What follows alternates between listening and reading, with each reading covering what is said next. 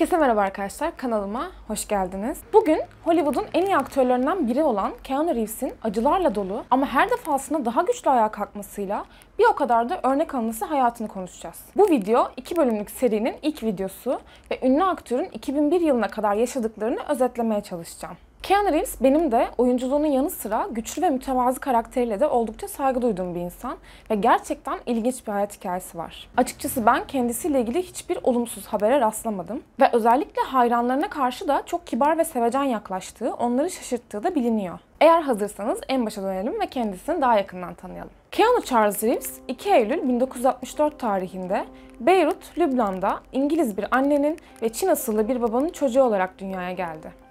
Oldukça nadir rastlanılan ve kendisine de amcasından miras kalmış Keanu isminin anlamı, Hawaii dilinde dağlardan esen serin rüzgar demek. Hayattan ilk darbesini henüz 3 yaşındayken alan Keanu, o yaşta babası tarafından terk edildi ve o günden itibaren kardeşi ve annesiyle birlikte yaşamını sürdürmeye başladı. Aile önce Sydney'e, oradan New York'a taşındı ve son olarak Toronto'ya yerleşti. Ve Reeves sonraları kendi memleketi olarak göreceği Kanada'da büyüdü. Keanu bu süreçte oldukça fazla zorluk yaşadı çünkü zaten babası tarafından terk edilmişti. Bununla birlikte annesi de oldukça düzensiz bir hayat sürüyordu ve sonraki yıllarda pek çok kez evlenip boşanacaktı. Keanu 13 yaşına geldiğinde babası uyuşturucu satıcılığından hapse girdi ve o döneme kadar ara sıra da olsa gördüğü babasını 13 yaşından sonra bir daha hiç görmedi. Ünlü aktörün okul hayatı da aile hayatı gibi zorlu geçti. 5 yıl içerisinde tam 4 kez okula uyum sağlayamadığı gerekçesiyle okuldan atıldı ve sonraları bunun disleksi hastalığına bağlı olduğu ortaya çıktı. Ve Keanu tüm bunlar yaşanırken oyunculuk yapma isteğini bir Romeo Juliet oyunu sonrası fark ederek 17 yaşındayken okulu bırakıp oyunculuk yapmaya başladı. Kendisi aynı zamanda o zamanlar çok sıkı bir hokey oyuncusuydu ve planı başarılı bir hokey oyuncusu olmaktı. Fakat geçirdiği bir sakatlık ve New York'a yaptığı bir gezi sonucu bu hayalinden vazgeçerek oyunculuk yapmaya karar verdi. Geçimini sağlamak için günübirlik işlerde çalışırken hemen bir ajansa kaydoldu ve oyunculuğa Hanging In adlı bir komedi dizisiyle başladı ve sonrasında çeşitli reklamlarla devam etti. Bunlardan en çok ses getireni 1983 tarihli Coca-Cola reklamı oldu. Keanu ilk çıkışını 1986 yılında Youngblood filminde yaptı ve bu film bir hokey oyuncusunun hikayesini anlattığı için Reeves'in de kendi hayatından oldukça fazla esintiler taşıyordu. Aynı sene River's Edge adlı filmde de oynayan Keanu, oyunculuğa profesyonel olarak başlamış oldu ve bu dönemden itibaren kariyer basamaklarını bir bir tırmanmaya başladı. Tam her şeyin güzel gittiğini düşünürken, hayattaki en büyük hobilerinden ve tutkularından biri olan motosikletiyle 1988 yılında talihsiz bir kaza geçiren ünlü aktör, o günden sonra hem hayata hem oyunculuğa bakışını değiştirdi ve o andan itibaren birkaç tanesi dışında canlandırdığı roller çok daha ciddi roller olmaya başladı. Keanu kariyerine tam gaz devam ediyordu ve 1990 yılında I Love You to Death, 1991 yılında Bill ve Ted'in maceraları, yine aynı yıl My Own Private Idaho gibi o dönemin çok ses getiren filmlerinde rol aldı. Kariyeri her ne kadar çok iyi gitse de ailesiyle ilgili yüzü bir türlü gülmüyordu. O yıl hayattaki en yakın arkadaşım dediği kız kardeşi Kim'in lösemiye yakalandığını öğrendi ve aile travmalarına bir yenisi daha eklenmiş oldu. Ve kız kardeşinin bu hastalıkla yıllar sürecek olan savaşında Keanu en yakın destekçisi olacaktı. Bu olay ünlü aktörün ileride bu hastalıklarla savaşan bir dernek kurmasına ve diğer birçok derneğe de oldukça yüklü miktarda bağış yapmasına vesile olacaktı. Hayattan sürekli darbe yiyen Keanu, 1993 yılına geldiğimizde başrollerini Sandra Bullock ile paylaştığı ve kendisinin uluslararası olarak tanınmasına yol açan Speed filminin çekimleri sırasında hayatının ilk kaybını çok acı bir şekilde yaşadı.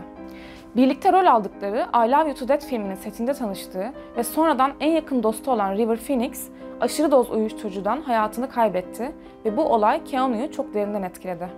Keanu River'ı o kadar çok seviyordu ki, birlikte ikinci kez rol aldıkları My Own Private Idaho filminin senaryosunu okuyunca, filmin tam da River için olduğunu düşünüp, motosikletine atlayıp tam 1600 kilometre yol giderek River'a senaryoyu okutup filmde rol alması için ikna etmişti.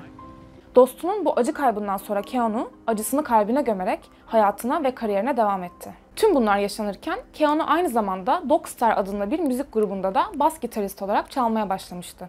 Ve grup, aktörün popülerliğinden dolayı adını çok güzel duyurabilmişti. Keanu da hem müziğe hem de oyunculuk kariyerine tutunmaya devam ediyordu ve gerçekten de popülerliği veya kazandığı parayı umursamıyordu. Tamamen kendi yolundan ilerliyordu. İlk filmi çok büyük başarı yakalayan Speed filminin ikincisi için kendisine götürülen teklifi kabul etmedi ve onun yerine tiyatroda Hamlet oynadı ve grubuyla birlikte turnelere çıkarak çok küçük kalabalıklara müzik yaptı. Ve ünlü aktörün bu kararı dünyanın en büyük film yapım şirketi olan 20th Century Fox tarafından kendisine tam 11 yıl boyunca iş gelmemesiyle sonuçlanacaktı. 1997 yılında başrollerini Al Pacino ile paylaştığı Devil's Advocate adlı filmde rol aldı. O günlerde kendisinin mütevazı kişiliği de basında yer almaya başlamıştı. Devil's Advocate filminde sırf Al Pacino ile oynayabilmek için kendi alacağı ücreti düşürterek Pacino'nun da yapımda rol alabilmesini sağlayan Keanu, aynı hassasiyeti birkaç yıl sonra The Replacements filminde Gene Hackman ile karşılıklı oynayabilmek için de gösterecekti. Ünlü oyuncu popülerliğini hızla artırırken bir anda herkesi oldukça şaşırtan fotoğraflar ortaya çıktı. Keanu, sokakta evsiz bir adamla otururken görüntülenmişti ve sonrasında ünlü oyuncunun onunla yemeğini paylaştığı, hikayelerini dinlediği ve bu olayın kesinlikle bir PR çalışması olmadığı, basının tamamen tesadüfen bu görüntüleri kaydettiği belirtildi. Bu haberler aktörün her anlamda çok sevilmesinin ve saygı duyulmasının da temellerini oluşturmuş oldu. 1999 yılına geldiğimizde hepimizin bildiği ve çoğu kişinin belki de ünlü aktörü tanımasına vesile olan Matrix filminde Neo karakterini canlandırdı. Film dünyada çok büyük bir etki yarattı ve ünlü aktör bu başarı sayesinde kariyerinin en zirve noktasına da ulaşmış oldu. Fakat hayat ona bir darbe daha vurdu. O dönem kendisi gibi oyuncu olan Jennifer Simon ile birliktelerdi ve ikili bir çocuk bekliyorlardı. Fakat Simon geçirdiği 8 aylık bir hamilelikten sonra ne yazık ki bebekleri ölü olarak doğdu ve bu olay ilişkilerinin çok yıpranmasına, en sonunda da bitmesine sebep oldu. Bu olaydan yalnızca 15 ay sonra 2 Nisan 2001 günü Jennifer Simon, Marilyn Manson'ın evindeki bir partiden ayrılırken arabasıyla geçirdiği bir trafik kazası sonucu hayatını kaybetti. Ve Keanu Reeves bir kez daha yıkıldı. Ve yaşadığı tüm bu trajediden dolayı bundan yıllar sonra katıldığı bir talk show'da kendisine sorulan "Öldüğümüzde ne oluyor?" sorusuna "Tek bildiğim bizi sevenlerin bizi özleyeceği" şeklinde bir cevap verecekti. İlk bölüm burada sona eriyor. Ünlü oyuncunun 37 yıllık yaşamının kısa bir özetini yapmaya çalıştım. Kendisinin ne kadar zor bir hayatı olduğunu ve ne kadar güçlü olduğunu anlamamak zaten mümkün değil. Bir sonraki bölümde Keanu Reeves'in tüm bu acı yaşantısı üzerine 2001 yılından günümüze nasıl daha da yükselerek geldiğini, tüm interneti kasıp kavuran Metro ve Set Keanu olayını, kendisiyle ilgili bilinmeyenleri ve hala neden bu kadar sevildiğini ve saygı duyulduğunu konuşacağız. İlk bölümü umarım beğenmişsinizdir. Şimdilik kendinize çok iyi bakın. Videoyu beğendiyseniz beğen tuşuna tıklamayı ve kanalıma abone değilseniz de abone olmayı unutmayın lütfen. Hoşça kalın.